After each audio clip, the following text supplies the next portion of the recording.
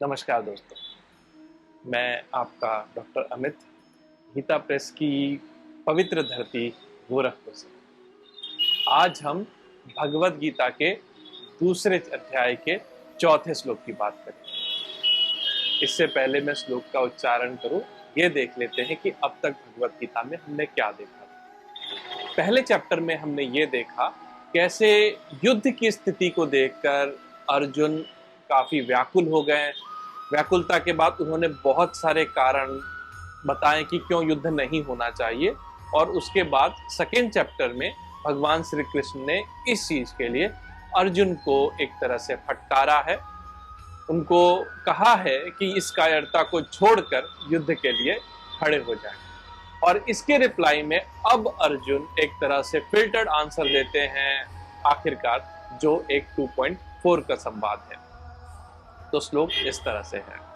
अर्जुन उवाच कथम भीष्मं अहं संख्ये द्रोणं च मधुसूदन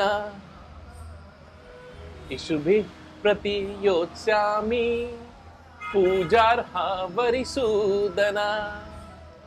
इसका अर्थ इसके शब्दों के आपको मतलब से समझ में आ जाएगा।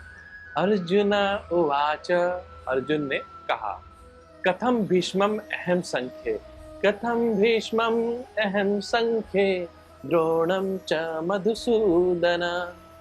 संख्ये मतलब होता है युद्ध में, कथम मतलब कैसे, अहं मतलब मैं, द्रोणं च मधुसूदन, हे मधुसूदन इस युद्ध में कैसे मैं गुरु द्रोण और पितामह भीष्म के सामने। इषुभिः प्रतियोत्स्यामि, इषुभिः मतलब तीर चलाना, कैसे मैं उनके सामने तीर चलाऊंगा। प्रतियोत्स्यामि मतलब पलटवार करते हुए।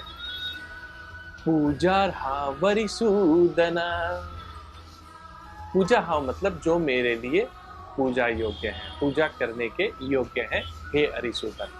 अब इनको समराइज करते हुए बात करें तो हे अरिसूदन, हे मधुसूदन, इस युद्ध में कैसे मैं गुरु द्रोण और पितामह भीष्म के सामने पलटकर बाण चला पाऊंगा, वो जो मेरे लिए पूजा के योग्य हैं।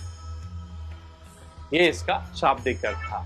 अब थोड़ा एनालिसिस करते हैं महाभारत के परिप्रेक्ष्य में। इस श्लोक को आप ध्यान से देखें तो अर्जुन भगवान श्री कृष्ण को दो नामों से कहते हैं। वो दो नाम है अरिसूदन और मधुसूदन, और इसी के साथ अपना पक्ष रखते हैं।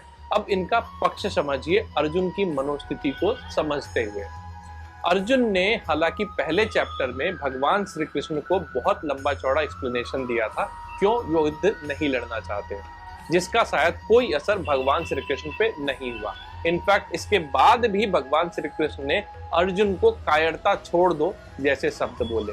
अब कहीं ना कहीं अर्जुन ये कहना चाहते हैं कि आप जानते हैं मैं कायर नहीं हूं, मैं युद्ध लड़ चुका हूं, लड़ता हूं, अपनों से लड़ सकता हूं, इनफैक्ट अपने भाइयों से भी लड़ सकता हूं, अपने सगे संबंधियों से भी लड़ सकता हूं, लेकिन आखिर पितामह भीष्म और गुरु द्रोण के सामने कैसे मैं बाणों से पलटवार करूंगा।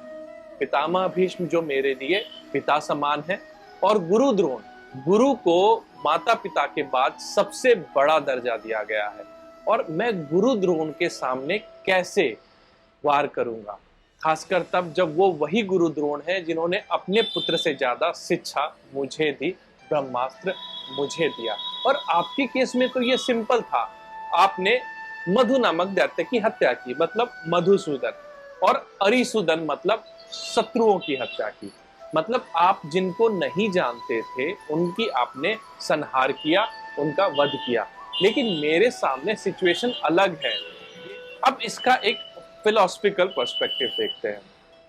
ये बात शुरू से मैं कहता आया हूं कि मेरी समझ में भगवद गीता कोई अलग कहानी नहीं है, वो हमारे अंतर्मन की कहानी है। हम अर्जुन हैं और हमारे अंदर का जो भगवान है, हमारा अंदर का जो इनर कॉन्शियसनेस है, वही कृष्ण है। बहुत बार हम, इनफैक्ट ज़्यादातर टाइम हम सारी बातें सुनते हैं, समझते हैं, इस लिटिल कृष्णा की सारी बातें मानते हैं।